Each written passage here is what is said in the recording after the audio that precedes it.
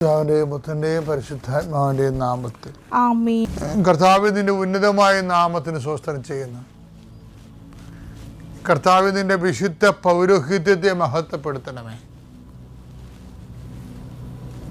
കർത്താവ് സഭയിലുള്ള സാന്നിധ്യം പ്രകടമാക്കണമേ. 39 വർഷം ഞാൻ അർപ്പിച്ച കൃപയുടെ യുഗതിയാൽ കൃപാസ്ഥാനത്താരെ ജീവനോടെ പ്രത്യക്ഷപ്പെട്ട പരിശുദ്ധയുടെ മാധ്യസ്ഥത്തിലെ ഞാൻ കുരിശ് ഉയർത്തി പ്രാർത്ഥിക്കുന്ന കർത്താവേ, വിശ്വാസത്തിൻ്റെ സേവ ഉയർത്തിക്കൊണ്ട് അങ്ങയുടെ മക്കൾക്ക് വേണ്ടി പ്രാർത്ഥിക്കുന്നു. ഇന്ന് അങ്ങയുടെ മക്കളെ ആശങ്കയോടെ കാണുന്ന ഓരോ വിഷയങ്ങളിലും കർത്താവിൻ്റെ ചൈതന്യം തുളുമ്പട്ടെ. ഇന്ന് അങ്ങയുടെ മക്കൾ യാത്ര പോകുമ്പോൾ പേടിക്കുന്ന ഓരോ വിഷയങ്ങളുടെ മേലും കർത്താവിൻ്റെ ശക്തി ഒഴുകട്ടെ എന്ന് പ്രാർത്ഥിക്കുന്നു. ആശുപത്രി പോണവരുണ്ട്, ക്രയവിക്രയങ്ങൾക്ക് പോണവരുണ്ട്, വിവാഹ കാര്യങ്ങൾക്ക് സെറ്റ് ചെയ്യാൻ പോകുന്നവരുണ്ട്, അതുപോലെ തന്നെ ഓരോരോ ബിസിനസ്സിന് പോകുന്നവരുണ്ട്. കർത്താവ് അങ്ങനെ എല്ലാ പ്രവർത്തനങ്ങളും കർത്താവിനെ നയിക്കപ്പെടാൻ വേണ്ടി ആത്മാർത്ഥമായിട്ട് പ്രാർത്ഥിക്കുന്ന കർത്താവേ, നീ നിൻ്റെ ഉദ്യമങ്ങൾ, യാത്രകൾ, നിൻ്റെ മക്കൾക്ക് വേണ്ടിയുള്ള നിൻ്റെ ഒരു യാത്രകൾ, തീരുമാനങ്ങൾ എല്ലാം കർത്താവ് ആശീർവദിക്കട്ടെ. കർത്താവ് അങ്ങയുടെ മക്കൾക്ക് ഉടമ്പടി പ്രകാരം ജീവിക്കുന്നവർക്ക് അങ്ങ് വാഗ്ദാനം ചെയ്യിക്കുന്ന കമ്മ്യൂണിക്കേഷൻ പ്രസൻസും അനുഭവവേദ്യമാക്കുന്നത് പ്രാർത്ഥിക്കുന്നു. കൂടുതൽ ആധ്യാത്മിക അനുഭവങ്ങളിലൂടെ വലിയ സുവിശേഷ സാക്ഷ്യം ഉണ്ടാകാൻ ഇടയാക്കണം പ്രാർത്ഥിക്കുന്നു. എൻ്റെ കർത്താവിന് വിരുദ്ധമായ നാമത്തിൽ സഭയുടെ അധികാരത്തിൽ വീണ്ടും നീ ഇന്ന് രാത്രി വിശ്രമിക്കാൻ തിരിച്ചു വരുന്നവരെ കർത്താവിൻ്റെ ചൈതന്യം നിന്നെ ആവസിക്കട്ടെ, നിന്നെ സംരക്ഷിക്കട്ടെ. അമ്മ പരിശുദ്ധമ്മ ദേവമാതാവ് തന്റെ നീലമേലങ്കിയാൽ നിന്നെ പൊതിഞ്ഞു സൂക്ഷിക്കട്ടെ. അമ്മേ പരിശുദ്ധമ്മേ, അമ്മേ പരിശുദ്ധമ്മേ, ദേവമാതാവേ, ദൈവമാതാവേ, കൃപാസനത്തിലൂടെ ഞങ്ങൾക്കും ഞങ്ങളുടെ ദേശത്തിനും അമ്മ മധ്യസ്ഥം തേടി തന്ന എല്ലാ അനുഗ്രഹങ്ങൾക്കും കൃപകൾക്കും ഞങ്ങളിപ്പോൾ ഹൃദയം നിറഞ്ഞ നന്ദി പറയുന്നു. അമ്മേ പരിശുദ്ധമ്മേ, ദൈവമാതാവേ, 2004 ഡിസംബർ 7-ാം തീയതി ഉച്ചകഴിഞ്ഞ് 2:30 കൃപാസനത്തിൽ സംഭവിച്ച അമ്മയുടെ പ്രത്യക്ഷപ്പെടലിനെ കുറിച്ച് തിരുസഭയ്ക്ക് സമർപ്പിച്ചിരിക്കുന്ന പഠനരേഖകളുടെ മേൽ സഭാത്മകമായ പഠനം ആരംഭിക്കുവാൻ ഞങ്ങൾ പ്രാർത്ഥിക്കുന്നു. അമ്മേ പരിശുദ്ധമ്മേ, ഭൂസ്വർലോകങ്ങളുടെ രാജ്ഞിയായ അങ്ങേയ്ക്ക് ഭൗമ സംരക്ഷണത്തിനായി പ്രപഞ്ചപ്രകൃതിയെ തന്നെ തിരുസഭ പ്രതിഷ്ഠിക്കുവാൻ ഈ പ്രത്യക്ഷീകരണ വഴി ഇടയാക്കണമേ. പരിശുദ്ധമ്മേ, ജപമാല മാതാവേ, സകല കൃപാസനം പ്രാർത്ഥനകളോടും ചേർത്ത് ഞങ്ങളിപ്പോൾ പ്രാർത്ഥിക്കുന്ന ഈ കുടുംബത്തിന്റെ പ്രത്യേക നിയോഗം പറമക്കളെ.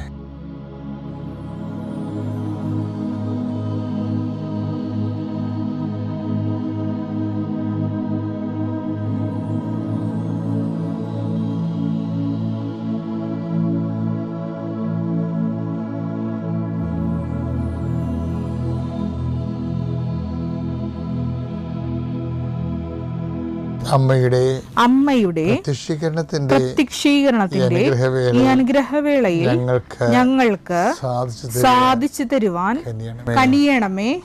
ആമേൻ. വിശ്വാസ പ്രമാണം.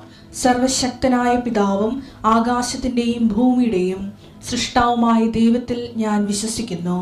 അവിടുത്തെ ഏകപുത്രനും ഞങ്ങളുടെ കർത്താവുമായ ഈശോമിശിഹായിലും ഞാൻ വിശ്വസിക്കുന്നു. ഈ പുത്രൻ പരിശുദ്ധാത്മാവിനാൽ ഗർഭസ്ഥനായി കന്യകാമറിയത്തിൽ നിന്ന് പിറന്ന് പൊന്തിയോസ് പീലാത്തോസിന്റെ കാലത്ത് പീഡകൾ സഹിച്ച് കുരിശിൽ തറയ്ക്കപ്പെട്ട് മരിച്ച് അടക്കപ്പെട്ട് പാതാളങ്ങളിൽ ഇറങ്ങി മരിച്ചവരുടെ ഇടയിൽ നിന്ന് 3-ാം നാൾ ഉയർത്ത് സ്വർഗത്തിലേക്ക് എഴുന്നള്ളി സർവശക്തിയുള്ള പിതാവായ ദൈവത്തിന്റെ വലതുഭാഗത്തിരിക്കുന്നു. അവിടെ നിന്ന് ജീവിക്കുന്നവരെയും മരിച്ചവരെയും വിധിക്കുവാൻ വരുമെന്നും ഞാൻ വിശ്വസിക്കുന്നു. പരിശുദ്ധാത്മാവിലും ഞാൻ വിശ്വസിക്കുന്നു. വിശുദ്ധ കത്തോലിക്കാ സഭയിലും പുണ്യവാന്മാരുടെ ഐക്യത്തിലും പാപങ്ങളുടെ മോചനത്തിലും ശരീരത്തിന്റെ ഉയർപ്പിലും നിത്യമായ ജീവിതത്തിലും ഞാൻ വിശ്വസിക്കുന്നു. ആമേൻ. നമ്മളെ ക്രിസ്തുവിനെ കുറിച്ച് ഉള്ള രൂഢമൂലമായ അറിവെന്ന് പറയുന്നത് നിത്യതയുമായി ബന്ധപ്പെടുത്തിയാണ് അറിയേണ്ടത്.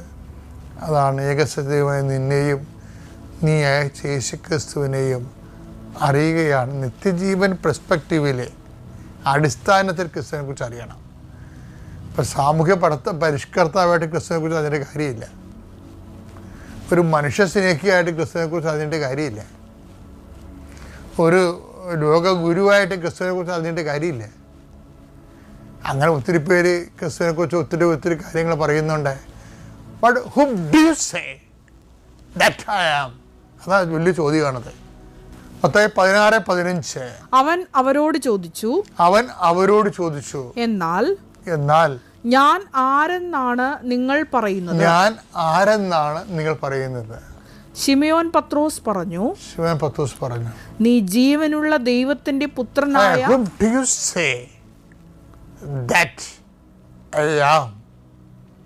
ഞാൻ ആരാണെന്നാണ് നിങ്ങൾ പറയുന്നത്?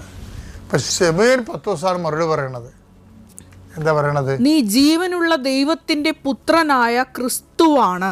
അതാണ് സംഭവം.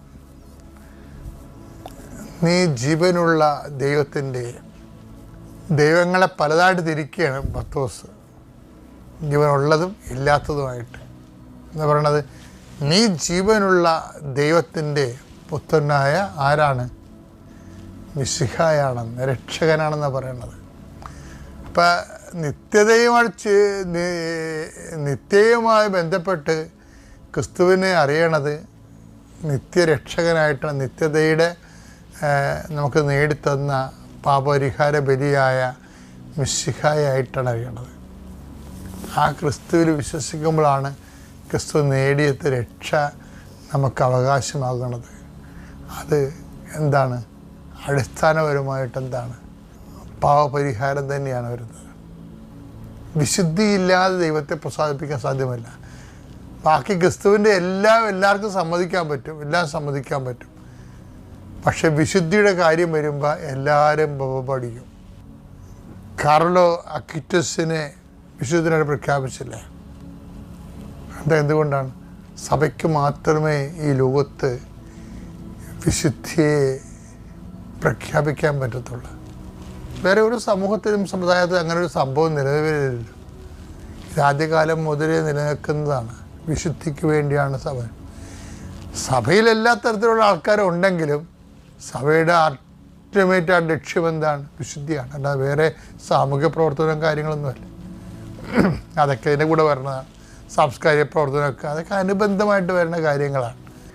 എണ്ണ ശുദ്ധീകരിക്കുന്നതിൻ്റെ കാരണം എന്താണ്? ഏവിയേഷൻ ഓയിൽ ഉണ്ടാക്കാനും ഡീസലും പെട്രോൾ ഉണ്ടാക്കാൻ വേണ്ടിയാണ്, അല്ലേ? ഇപ്പോൾ ബാക്കി ബൈ പ്രോഡക്ട്സ് അങ്ങനെ കുറേ കാര്യങ്ങൾ വരും. ഇപ്പോൾ ക്രിസ്തുവിനെ പല ആൾക്കാരും ബൈ പ്രോഡക്ട്സുകളൊക്കെ പേരിലാണ് ക്രിസ്തുവിനെ ബ്രാൻഡ് ചെയ്യണത്. ഗുരുവാണ്, സാമൂഹിക പരിഷ്കർത്താവാണ്, വിപ്ലവകാരിയാണ്. അണ്ണന്മാരങ്ങനെ പല കാര്യവും പറയും. ബേസിക്കായിട്ട് ക്രിസ്തുവാരാണ്? പാപപരിഹാരകനാണ്. എൻ്റെ പാപത്തിന് ഞാൻ മരിക്കേണ്ടതിന് പകരമായിട്ട് എനിക്ക് പകരക്കാരനായിട്ട് പാപങ്ങൾ ഏറ്റെടുത്തവനാണ്. അവൻ്റെ ഏറ്റെടുപ്പിൽ ഞാൻ വിശ്വസിക്കുമ്പോൾ അവൻ നേടിയെടുത്ത രക്ഷ എൻ്റെ സ്വന്തമാകുകയും ഞാൻ നിത്യത അനുഭവിക്കുകയും ചെയ്യും. സ്വർഗ്ഗസ്ഥനായ ഞങ്ങളുടെ പിതാവേ, അങ്ങയുടെ നാമം പൂജിതമാകണമേ. അങ്ങയുടെ രാജ്യം വരണമേ. അങ്ങയുടെ തിരുമനസ് സ്വർഗത്തിലെ പോലെ ഭൂമിയിലും ആകണമേ. അന്നു വേണ്ടുന്ന ആഹാരം ഇന്ന് ഞങ്ങൾക്ക് തരണമേ. ഞങ്ങളോട് തെറ്റ് ചെയ്യുന്നവരോട് ഞങ്ങൾ ക്ഷമിക്കുന്നത് പോലെ ഞങ്ങളുടെ തെറ്റുകൾ ഞങ്ങളോടും ക്ഷമിക്കണമേ. ഞങ്ങളെ പ്രലോഭനത്തിൽ ഉൾപ്പെടുത്തരുതേ, തിന്മയിൽ ഞങ്ങൾ രക്ഷിക്കണമേ. ആമേൻ. നന്മ നിറഞ്ഞ മറിയമേ, സ്വസ്തി. കർത്താവ് അങ്ങയുടെ കൂടെ സ്ത്രീകളിൽ അങ്ങ് അനുഗ്രഹിക്കപ്പെട്ടവളാകുന്നു. അങ്ങയുടെ ഉദരത്തിൻ ഫലമായി ഈശോ അനുഗ്രഹിക്കപ്പെട്ടവനാകുന്നു. പരിശുദ്ധ മറിയമേ, തമ്പുരാന്റെ അമ്മേ, പാപികളായ ഞങ്ങൾക്ക് വേണ്ടി ഇപ്പോഴും ഞങ്ങളുടെ മരണസമയത്തും തമ്പുരാനോട് അപേക്ഷിക്കണമേ. ആമേൻ. കർത്താവിന്റെ വചനം നീ തിരിച്ചറിയണമെന്ന് ആഗ്രഹിക്കുന്ന ഒരു സത്യമുണ്ട്. അതെന്താ സത്യം? നിനക്ക് വലയില്ലെങ്കിലും വള്ളമില്ലെങ്കിലും മീൻ നിറഞ്ഞ നിൻ്റെ കടൽ വറ്റിപ്പോയാലും ഇതൊന്നുമില്ലാതെ നിൻ്റെ ബ്രേക്ക്ഫാസ്റ്റുമായി ചുട്ട് വേവിച്ച് കാത്തിരിക്കുന്ന ഒരു ദൈവമുണ്ട്. That is our grace. ആ ഗ്രേസ് നമ്മൾ അധ്വാനിച്ച് നേടിയതല്ല, അതവൻ്റെ സ്വയം ദാനമാണ്. കൈയിടിച്ച് കർത്താവ് ഹല്ലേലൂയ. കൃപ അധ്വാനിച്ച് നേടിയതല്ല. സ്തുതിക്കട്ടെ. ഹല്ലേലൂയ. സംഭ്രമിക്കേണ്ട മകനേ, ഞാനാണ് നിന്റെ ദൈവം. പരിശുദ്ധ പരമദിവ്യകാരുണ്യത്തിന് നേരവും ആരാധനയും സ്തുതിയും പുകഴ്ചയും ഉണ്ടായിരിക്കട്ടെ. അതായത് എപ്പോഴും നമ്മൾ ശ്രദ്ധിക്കേണ്ടത് നമ്മുടെ മെരിറ്റ്, യോഗ്യത, ഏതെങ്കിലും സമയത്ത് നിൻ്റെ കയ്യിൽ നിന്ന് യോഗ്യത പോയെന്ന് വിചാരിച്ചോ? ഇപ്പം നിനക്ക് വയസ്സായി, നിൻ്റെ മുടിയൊക്കെ നരച്ചു, ഇനിയിപ്പോൾ ഏത് ചെറുക്കൻ എന്നെ വന്ന് കാണാനാണ്, മെരിറ്റ് പോയെന്നേറുള്ളത്. എൻ്റെ മുടി നരച്ച കൊണ്ട് ചെറുക്കന്മാർ വന്ന് കാണത്തില്ലെന്ന് നീ പറയരുത്, കെട്ടത്തില്ലെന്നും പറയരുത്. നിൻ്റെ പീരീഡ്സ് എല്ലാം കഴിഞ്ഞതാണ്, ഡോക്ടർ പറഞ്ഞിട്ടുണ്ട് ഇനി കൊച്ചുണ്ടാകത്തില്ലെന്ന്. മെരിറ്റ് പോയതേ ഉള്ളൂ, മെരിറ്റ് പോയതേ ഉള്ളൂ. കടലില്ലെങ്കിലും വള്ളവും വരെയും സ്വന്തമായിട്ടില്ലെങ്കിലും കർത്താവ് നിന്നെ തീറ്റിപ്പോറ്റാൻ വിചാരിച്ചാൽ അത് നടന്നിരിക്കും. കൈയിടിച്ച് കർത്താവ്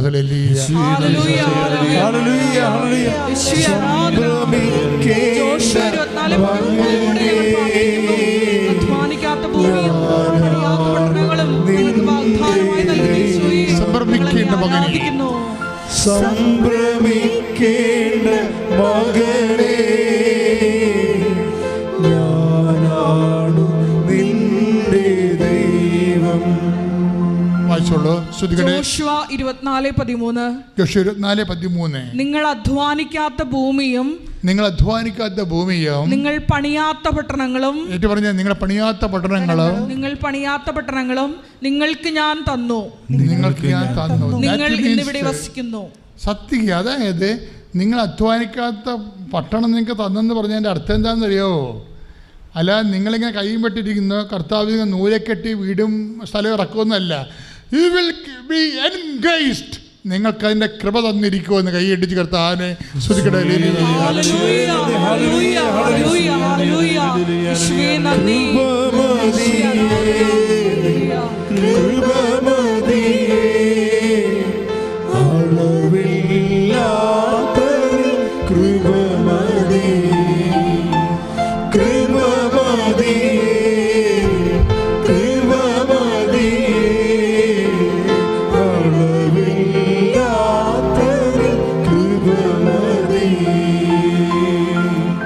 കൃപയുടെ വാതില് ഒരിക്കലും ദൈവം അടക്കത്തില്ല. അതാണ് ബൈബിൾ പറയുന്നത്, ഞാൻ തുറന്ന വാതില് അടക്കത്തില്ലെന്ന്. ആർക്കും അടക്കാൻ പറ്റത്തില്ല, അത് ദൈവമല്ലേ തുറക്കണത്. കൃപയുടെ വാതിലിൻ്റെ ഗുണവത, കൃപയുടെ വാതില് നിങ്ങളെ ഉടമ്പടി എടുക്കുമ്പോൾ കൃപയ്ക്ക് അവകാശികളായി മാറുകയും അത് മെരിറ്റായിട്ട് മാറുകയും. ദാറ്റ് മീൻസ് അതായത് മെരിറ്റ് മാറിയിട്ട് കൃപ തന്നെ നിങ്ങളുടെ മെരിറ്റായിട്ട് മാറും. ഇത് നിങ്ങൾ അപ്പോഴപ്പോഴുള്ള വിഷയങ്ങളെ വിശ്വാസപൂർവ്വം സമീപിച്ച് പ്രത്യാശയോടെ മുന്നേറുമ്പോഴാണ് ഉടമ്പടിയുടെ വാഗ്ദാനങ്ങൾ അവകാശമാകണത്. പ്രാർത്ഥിക്കുക. കർത്താവ് ദൈവമേ, അതാത് സമയത്തെ കാലാവസ്ഥാ നിറഭേദങ്ങള്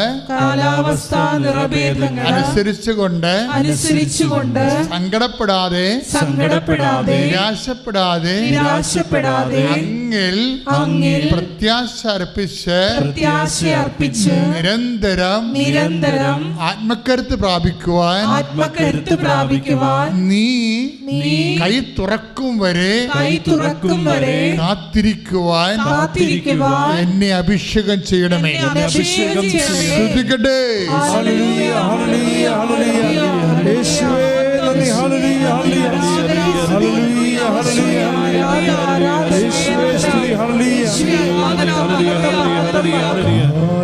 പ്രവാഹത്തിൻ മുൻപേ തന്നെ നിന്നെ അറിയുന്നു ഞാനെന്നും. സംഭ്രമിക്കേണ്ട മകനേ, ഞാനാണ് നിന്റെ ദൈവം.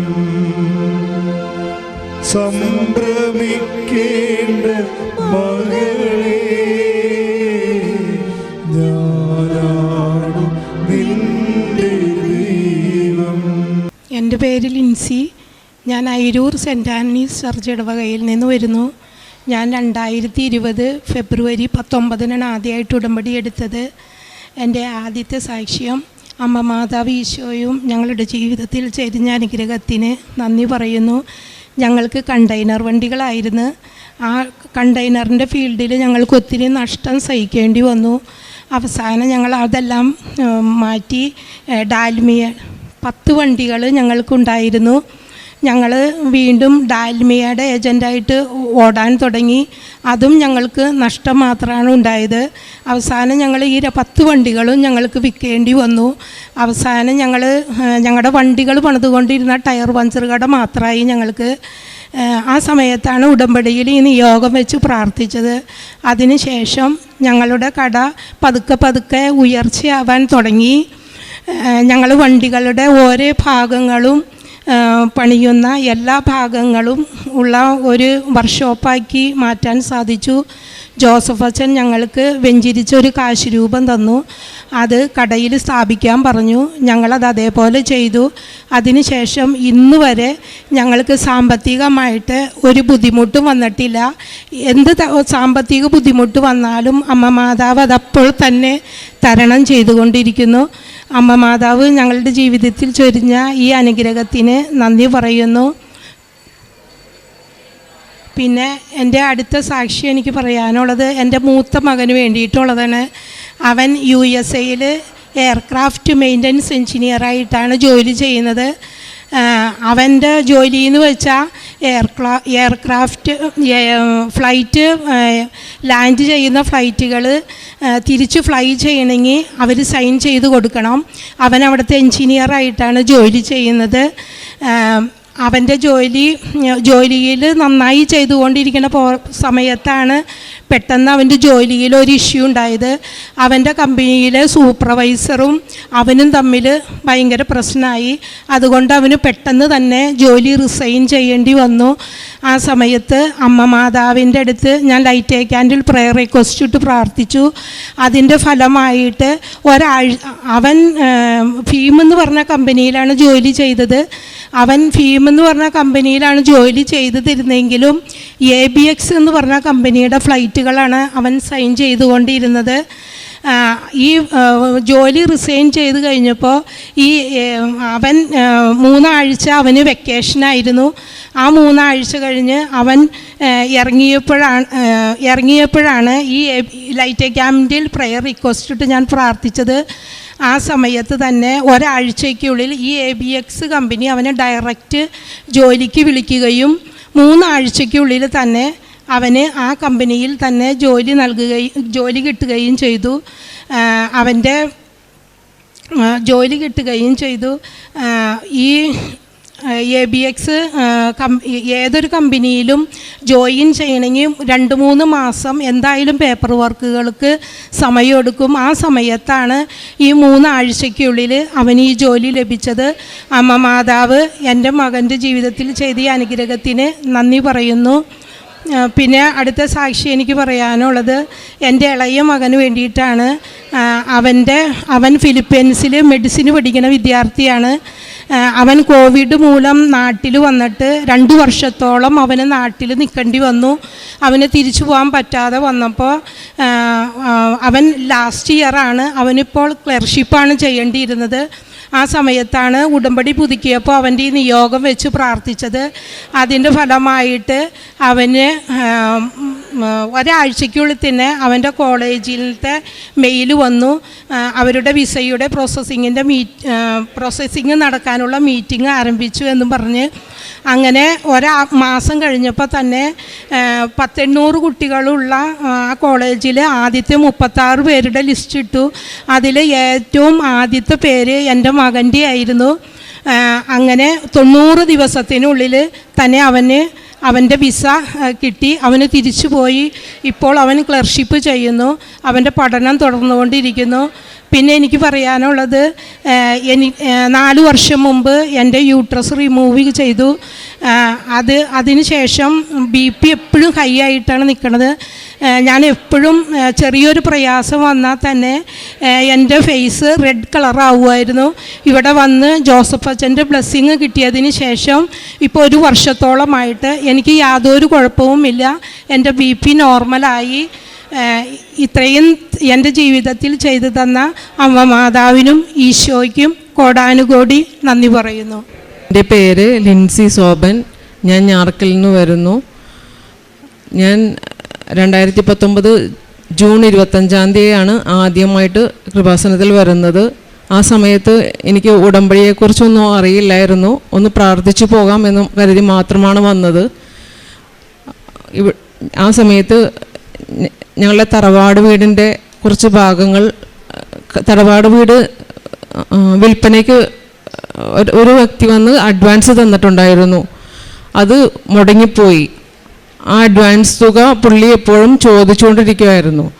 ഞങ്ങൾ കുറച്ച് കടബാധ്യത ഉള്ളതുകൊണ്ട് അതെല്ലാം തീർത്തു. പൈസ കയ്യിലില്ലായിരുന്നു.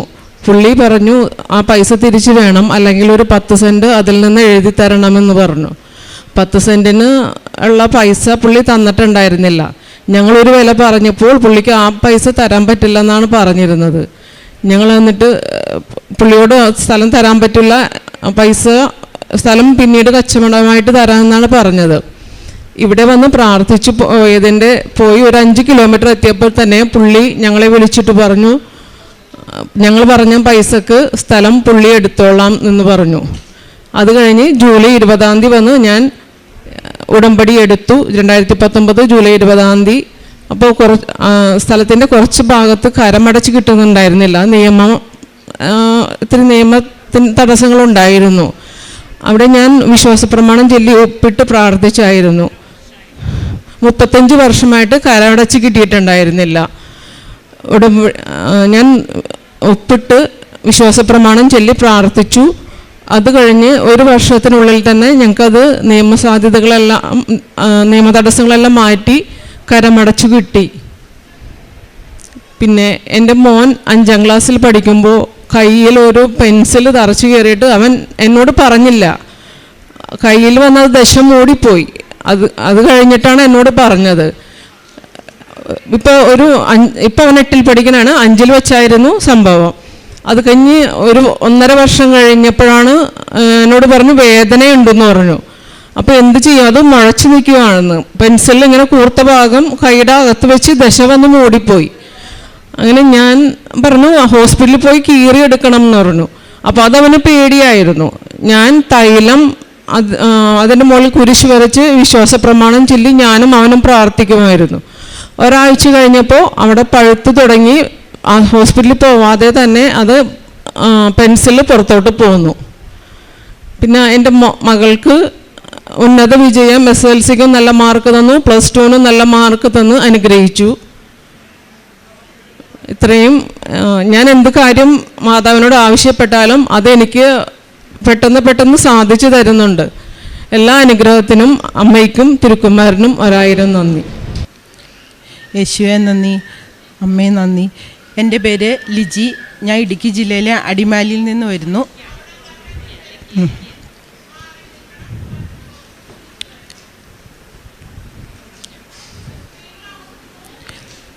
എൻ്റെ പേര് ലിജി. ഞാൻ ഇടുക്കി ജില്ലയിലെ അടിമാലി എന്ന സ്ഥലത്തു നിന്നാണ് വരുന്നത്. എനിക്ക് ദൈവകുമാരനും പരിശുദ്ധാമ്മ വഴിയും ലഭിച്ച കുറേ അനുഗ്രഹങ്ങൾക്ക് സാക്ഷ്യം പറയാനായിട്ട് വേണ്ടിയാണ് വന്നിരിക്കുന്നത്.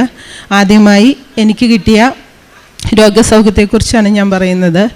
എനിക്ക് 20 വർഷമായിട്ടോളം ആയിട്ട് അലർജി സംബന്ധമായ അസുഖങ്ങളുണ്ടായിരുന്നു. പൊടിയടിക്കുക അങ്ങനെയുള്ള കാര്യങ്ങളായിട്ട്. ഒരു 7 വർഷമായിട്ട് ഭയങ്കരമായിട്ട് ചൊറിച്ചിലായിരുന്നു കാലും ഇവിടെയൊക്കെ. അപ്പം നഖം പോലും ഞാൻ നല്ലപോലെ വളർത്തില്ല, കാരണം ചൊറിഞ്ഞ് മുഴുവൻ പൊട്ടുമായിരുന്നു. അങ്ങനെ ഇവിടെ വന്ന് ഉടമ്പടി എടുത്ത ശേഷം ഉടമ്പടി തൈലും ഉപ്പും ചൂടുവെള്ളത്തിലിട്ട് ഒഴിച്ച് കുളിച്ച് കഴിഞ്ഞ ശേഷം എനിക്ക് പിന്നെ ഇതുവരെയായിട്ട് ഏകദേശം ഞാൻ ഒരു 6 മാസം മുമ്പ് ഇത് ചെയ്തതാണ്. പക്ഷേ ഈ 6 മാസം ആയിട്ട് ഇന്ന് വരെ എനിക്ക് ആ രീതിയിലുള്ള അലർജി, ചൊറിച്ചിൽ, അസ്വസ്ഥതകളൊന്നും വന്നിട്ടില്ല. അങ്ങനെ ദൈവകുമാരൻ പരിശുദ്ധാമ്മ വഴി എനിക്ക് ആ വലിയ അലർജി അസ്വസ്ഥതകളിൽ നിന്ന് സൗഖ്യം തന്നു. അതാണ് എൻ്റെ 1ാമത്തെ സാക്ഷ്യം. രണ്ടാമത്തെ സാക്ഷ്യം, എൻ്റെ മകള് IHM ചെന്നൈയിലായിരുന്നു പഠിച്ചുകൊണ്ടിരുന്നത്. കൊറോണ സമയത്തായിരുന്നു അവൾ പാസ് ഔട്ടായ ടൈം. ആ ടൈമിൽ സാധാരണ ഗതിയിൽ ഇൻറ്റേൺഷിപ്പ് അവിടുന്ന് തന്നെ ക്യാമ്പസ് ഇൻ്റർവ്യൂ വഴി സെലക്ഷനൊക്കെ കിട്ടി പോകേണ്ട സമയമായിരുന്നു. പക്ഷേ ആ ഒരു അവസ്ഥ കാരണം ആ വർഷം ക്യാമ്പസ് ഇൻ്റർവ്യൂകൾ കാര്യങ്ങളൊന്നും ഉണ്ടായിരുന്നില്ല. മകൾ അങ്ങനെ തിരിച്ച് വീട്ടിൽ വന്നിരിക്കുന്ന സമയത്ത് കുറേ കാര്യങ്ങൾക്ക് അപേക്ഷിച്ചു, ഒന്നും നടന്നില്ല. അങ്ങനെ അവൾ തന്നെ ഓൺലൈൻ വഴി ഇങ്ങനെ ദുബായിൽ ഒരു ഇൻറ്റേൺഷിപ്പ് കിട്ടി. കാരണം ജോലിക്ക് കയറേണ്ട സമയത്ത് ജോലിക്ക് കയറാൻ സാധിച്ചില്ല. അതിന് പകരമായിട്ട് ഇൻറ്റേൺഷിപ്പായിട്ട് തന്നെ അവൾ അവിടോട്ട് പോയി. അവിടെ നിന്ന് ജോലി തേടിയെടുക്കാമെന്ന് വിചാരിച്ചു. അങ്ങനെ അവൾ അവിടെ ഒരു ഹോട്ടലിൽ ജോലി ചെയ്യാൻ തുടങ്ങി. അവൾ ചെയ്തു തുടങ്ങി ജോലിക്ക് സ്ഥിരം കയറാൻ വേണ്ടി ട്രൈ ചെയ്യുന്നുണ്ട്, പക്ഷെ നടക്കുന്നില്ല. അങ്ങനെ ഞാൻ ഇവിടെ വന്ന് ഉടമ്പടിയിൽ നിയോഗം വെച്ച് പ്രാർത്ഥിച്ചു.